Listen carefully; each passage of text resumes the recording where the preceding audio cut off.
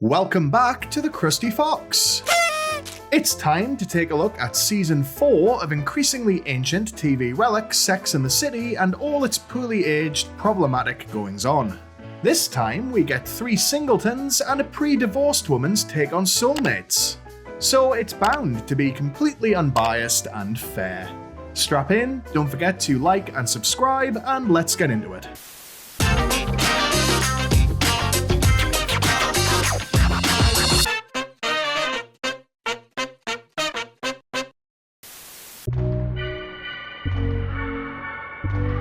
Miranda has the second worst time of it this episode because she's alone and smiling through the rage stroke it's giving her.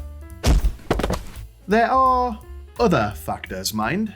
For instance, at an engagement party for old friend Dan, a guy she once flashed a single fun bag at, he mistakes her for Charlotte. Equal parts compliment and insult. It's more understandable when you consider that all 4 ladies have been with him in various ways, and Samantha once let him go full Kool-Aid man on her back passage.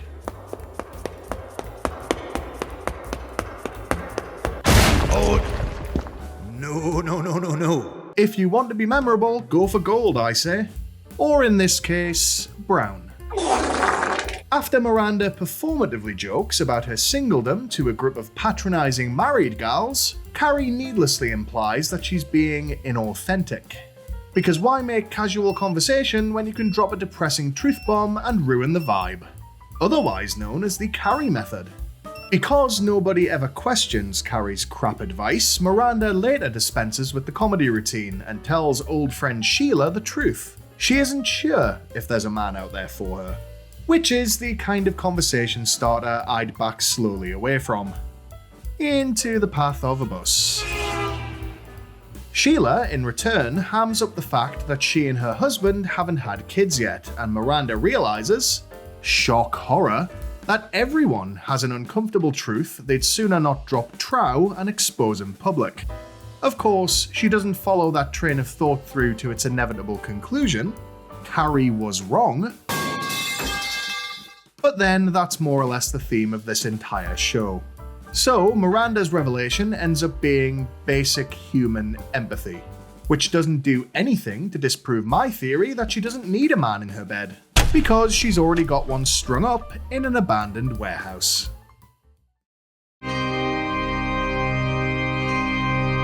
Samantha arrives at the engagement party armed with a love glove and clearly determined that Dan's fiancé won't be the only one that evening to get a man's ring on her finger. She meets TV agent Phil, summarized by Carrie as a man with no soul. And when it comes to men's spirits, I'll trust the word of a woman whose life's work is to break them. He's quickly forgotten, however, when Samantha happens upon an allegedly handsome monk performing community service and in possession of a jawline that could clear a snowdrift.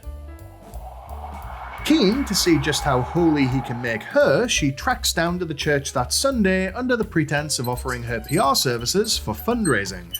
Unfortunately, her opening gambit is a soiree with a questionable guest list. She'd have better luck organising a Spears family reunion. Death to all of them. Never one to pass up a challenge, Sam visits Friar again, this time to donate 3 cans of fancy Le Sueur peas to the needy. It's a rare, albeit unspoken, acknowledgement that the series leads are about as in touch with the common man as Gwyneth Paltrow is with what should and shouldn't be rammed up your fun hatch. Tragically, the monk's not for turning, and despite her best efforts to stir something under his robes that isn't an escaping altar boy, he leaves her kneeling alone. At least Fleabag actually got to do her hot priest.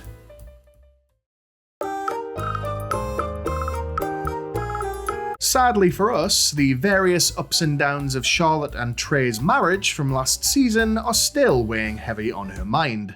So heavily, in fact, that an innocent inquiry from a fellow partygoer causes her to word vomit their entire history like she's violently allergic to the sound of his name. Taking this as license to begin a fresh spiral only 6 minutes into a new season, Shaw doorsteps her estranged husband to demand clarity on their status. Trey has achieved a clarity of a different kind, however, as their separation is seemingly the only thing that gets his schnauzer to obey commands. And if Mrs. McDougal thought that his him hang had exhausted its repertoire of surprises, she's proven wrong when it has a preemie right up her leg. There's probably something progressive, I should say here, but honestly, at this point, just go and live on a desert island, mate. Cut yourself a hole in a Wilson. He won't mind. Charlotte later whines that Trey can't be her soulmate because she doesn't think a star-crossed lover would go number 3 on her thigh. And she's half right, because a soulmate would do it wherever you asked him to. The thing is, Char really doesn't help herself, because when the ladies discuss their preferred imaginary man when scratching Yoda behind the ears, she embarrassingly admits that hers is Trey. Alrighty. At which point you've really got to consider, is she getting a kick out of all this? Be sad about your broken marriage by all means, but don't go having miserable fantasy faps. So the War of the McDougals whimpers on with the resolution barely on the horizon, and Charlotte's still bizarrely unwilling to consider divorce. Seriously, just get a dog. At least he'd give you a big red warning sign before you ruined your genes.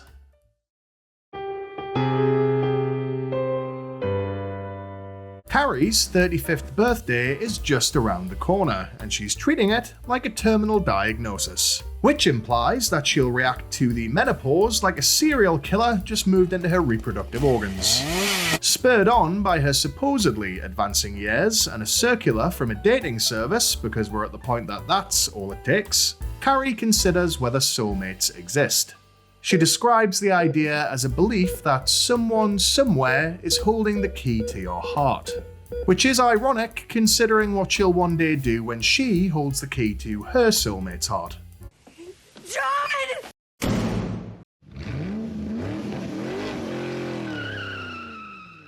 Our first sign of real trouble is when Samantha offers to organise a birthday meal for her and drops a turd right there in the street by asking if Big should be on the guest list. Because what would a visit to a restaurant be without an aged, extensively marbled side of beef? Roll! Roll! Literally one mention of the B word and Carrie's off the deep end again, waiting until exactly midnight on her birthday to leave a message for the vainglorious BIG. The purpose of the call is twofold. Firstly, she will have him know that it's her special day. Secondly, she invites him to the meal, perhaps in case anyone's dieting and needs to be put off dessert. Signs aren't great at the meal itself when Carrie arrives fashionably 15 minutes late to an empty table. And other than an encounter with a randomly Irish waiter, empty is how it stays. She says it's a table for 10, but she, the other ladies, Stanford and Big only make 6. So who the other 4 were remains a mystery. ABBA? The Ghostbusters? The 4 Horsemen? By the time she pays for her own birthday cake, drops it in the street, and then trots her new shoes through freshly laid tarmac, it's fairly obvious what's happening here. After 3 seasons of escalating douchebaggery, this is the writing team trying a hard, sympathetic reset for their main character. Which is, first and foremost, a task on par with making Kylie Jenner seem like she's ever had anything approaching measurable brain activity. Besides which, it's heavily undercut by the foreknowledge of what Carrie will be getting up to this season. Hint, it isn't great. It's after this that we get one of the show's most famous and beloved scenes, where Charlotte suggests that the 4 of them become each other's soulmates and treat men as bonus distractions. Samantha's the only one to actually agree because Carrie's busy whinging about being old and Miranda's probably thinking about what else you could be with a woman. Unfortunately, Big does make an appearance at the end of the episode, popping a bunch of red balloons out the window of his town car like Pennywise for lonely Gen Xers. Seconds after clambering into his back seat, Carrie brings up Soulmates again, and you can see in Big's eyes that he's wishing he'd paid the extra for that ejector seat. Carrie implies, as the episode ends, that Big falls into the bonus distractions rather than the soulmate category. As good a sign as any that gut feelings aren't always post-backseat BJ indigestion.